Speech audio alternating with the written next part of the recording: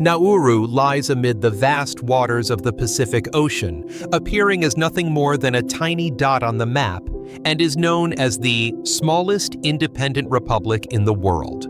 Only about 200 visitors set foot in the country each year. The journey began with arriving at Istanbul Airport 3 hours before departure. The first flight to San Francisco lasted 13.5 hours. After a 7-hour layover, passengers continued with another long 13-hour flight to Nadi in the Fiji Islands, followed by yet another 7-hour wait for the next leg. The flight from Nadi to Nauru, with roughly 75% of its seats empty, took 4.5 hours, finally bringing an end to the exhausting 48-hour journey. Nauru is one of the least visited countries in the world. Even the nearest nations are thousands of kilometers away. Once you set foot on the island, you may have to wait nearly a week for the next flight out. Traveling by sea is almost impossible as coral reefs surrounding the island prevent large ships from approaching.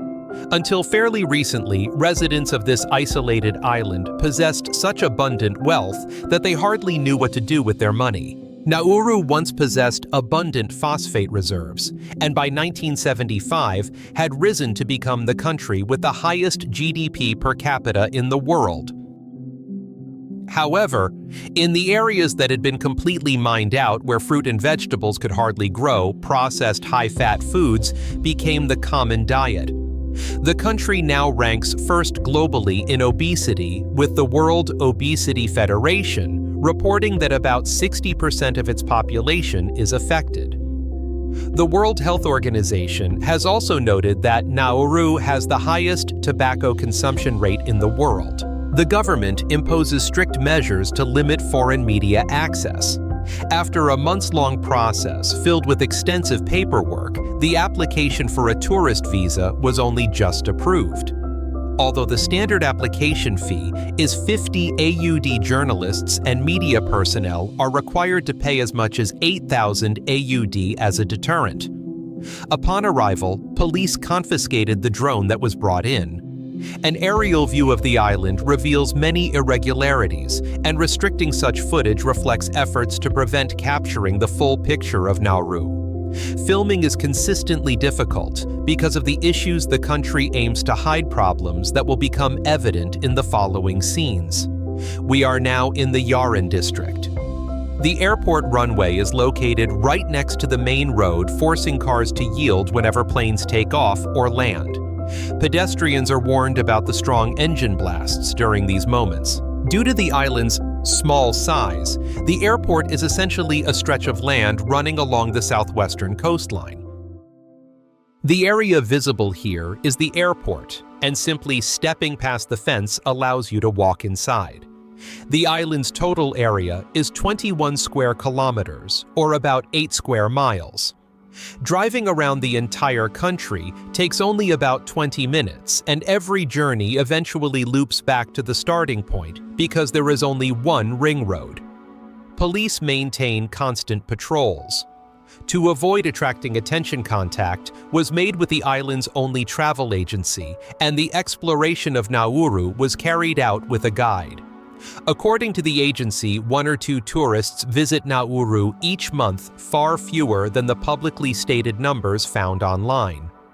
During their free time, people mainly spend their days playing volleyball, fishing, relaxing, or eating.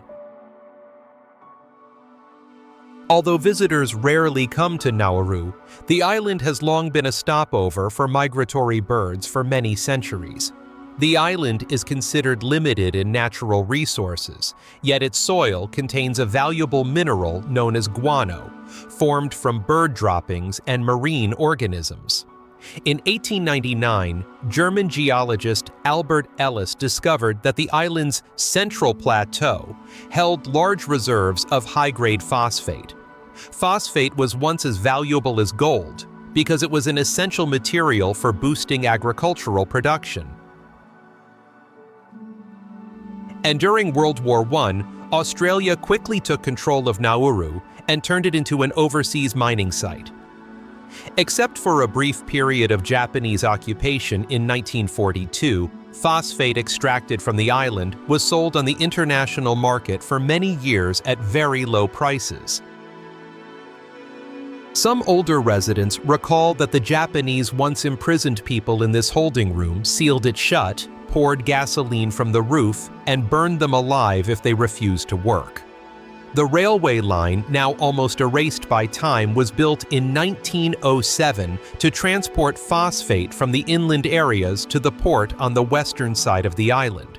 When Nauru became an independent nation in 1968, a total of 35 million tons of phosphate had already been extracted and removed from the island. What is astonishing is that throughout the past century, much of the fruit and vegetables consumed around the world were grown using phosphate taken from this tiny piece of land. After gaining independence, Nauru possessed immense wealth, and many residents who held rights to mine phosphate land quit their jobs in anticipation of becoming millionaires. Thousands of laborers from China and various Pacific islands were brought into work under harsh, sweltering, and unsanitary conditions in the phosphate mines. Nauru's per capita income in 1975 was estimated at around 176,000 US dollars, while the equivalent figure in the United States, the world's leading economy, was only about 44,000 US dollars when adjusted for today's inflation. The country established a comprehensive welfare system, imposed no taxes, and provided free education, healthcare, transportation, and housing. Some residents received such large sums of money that they had to use pillowcases to store their cash. At one point, a police officer bought a Lamborghini, but because he could not fit into the car, he simply abandoned it. Some vehicles were purchased solely for display.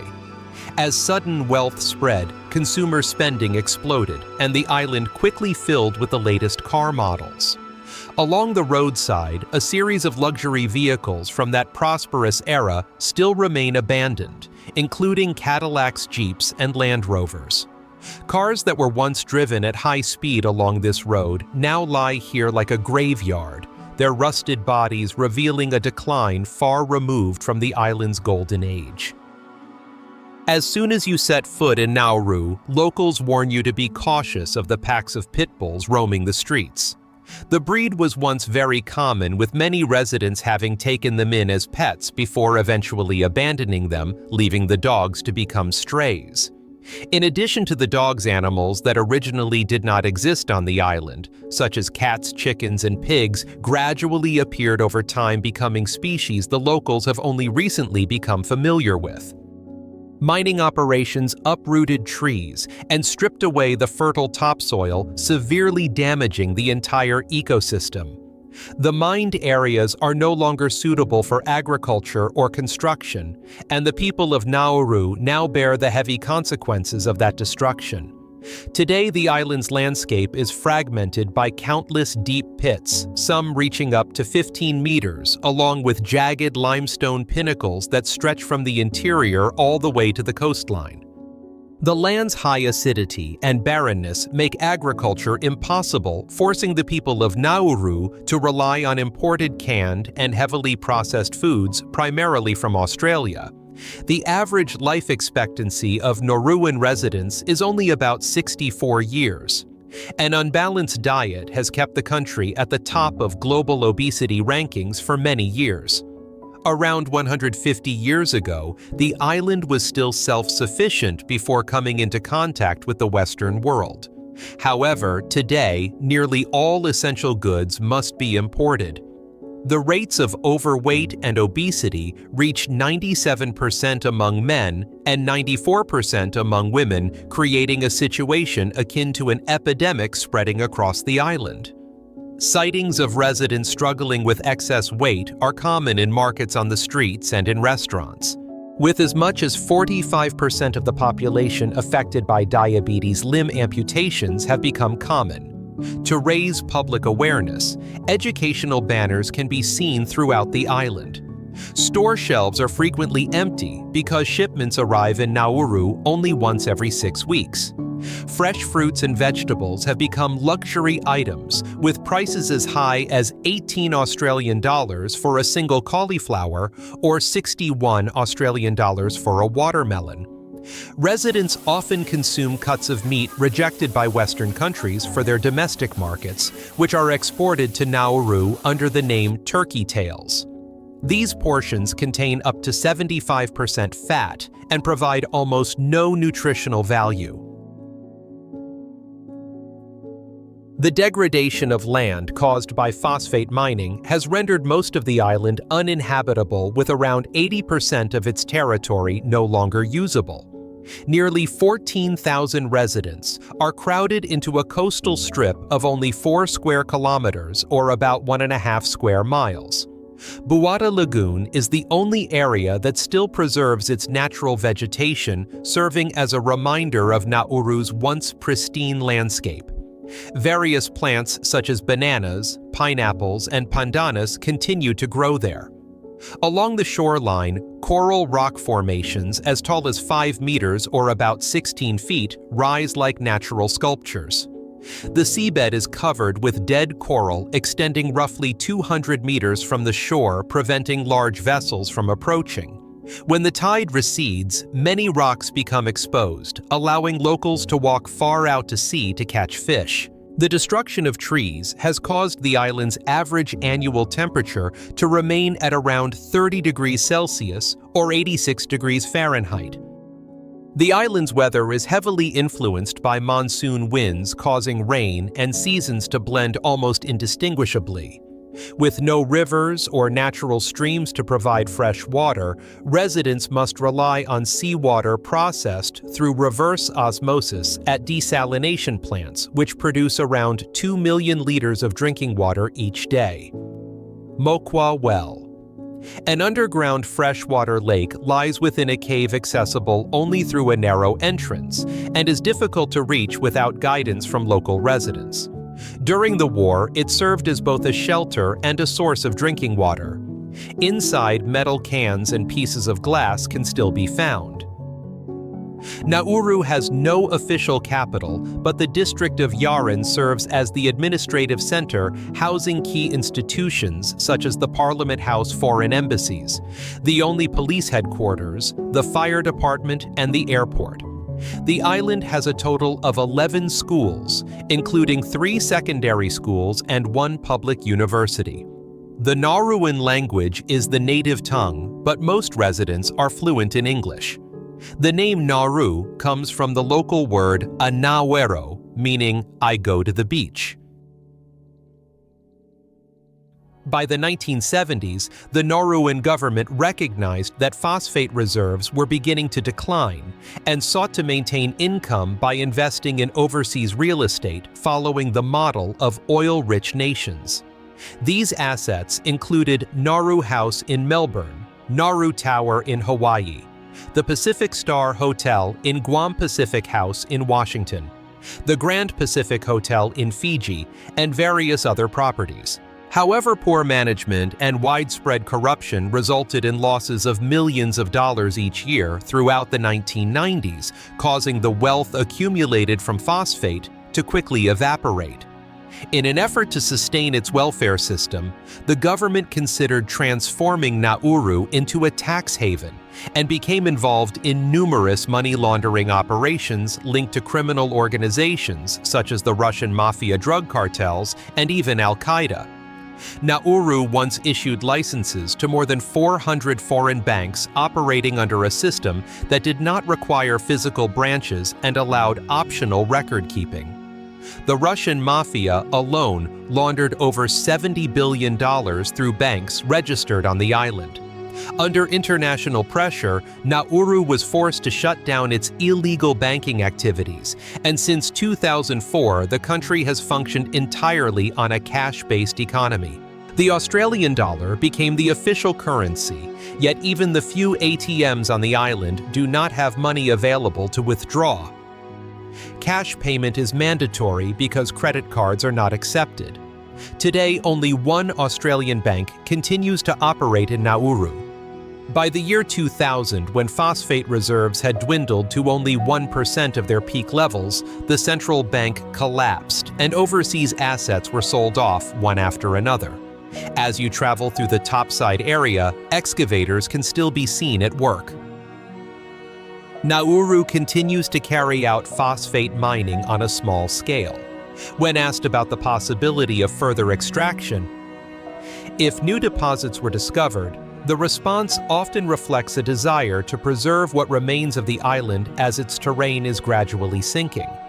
Approximately 52% of the population lives in poverty or below the poverty line, relying largely on support from churches. In low-income areas, stress contributes to high tobacco use. On average, 1 out of every 2 people over the age of 15 is a smoker. The island has 5 beaches, though some areas are covered with discarded tires and debris. In 2001, Nauru agreed to receive refugees rejected by Australia in exchange for financial assistance. Around 1,000 people, most from Afghanistan, Iraq, and Iran, were transported to the island and detained indefinitely. 3 refugee camps were established on the highlands where residents were forced to live for years in plastic tents, enduring extreme heat, limited access to clean water, and extremely harsh living conditions. Many took their own lives out of despair over the inhumane circumstances and uncertain future. Children were the most vulnerable group within the system. Australia spent about $550 million each year to operate the camps, meaning the Nauruan government earned roughly $500,000 for every person detained. As one approaches the camp areas, barriers block every road leading to the 3 mountaintop sites, making it possible to film only from outside the restricted zone. Over the course of 2 decades, the camps witnessed numerous deaths caused by medical negligence accidents and suicide. Recent reports suggest that the facilities are now empty, although local residents have no clear information about their current status.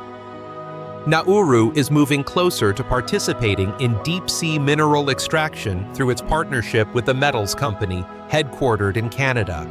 The goal is to harvest polymetallic nodules from the ocean floor minerals that grow only a few millimeters over the span of 1 million years, yet contain metals such as cobalt, manganese, copper, and nickel, which are essential components in batteries and future energy technologies. Scientists warn that such mining could severely impact marine life, reduce the ocean's ability to absorb carbon, and accelerate the pace of climate change. The sudden wealth Nauru experienced in the late 1960s created a generation that lacked a full understanding of the value of work and education. The absence of long-term planning led the government to exhaust all of the island's resources. With limited motivation skills and knowledge, the prospect of building a better future grew increasingly uncertain. This small island, marked by damage that is difficult to repair, reflects a broader condition of the world, serving as a warning humanity must remember.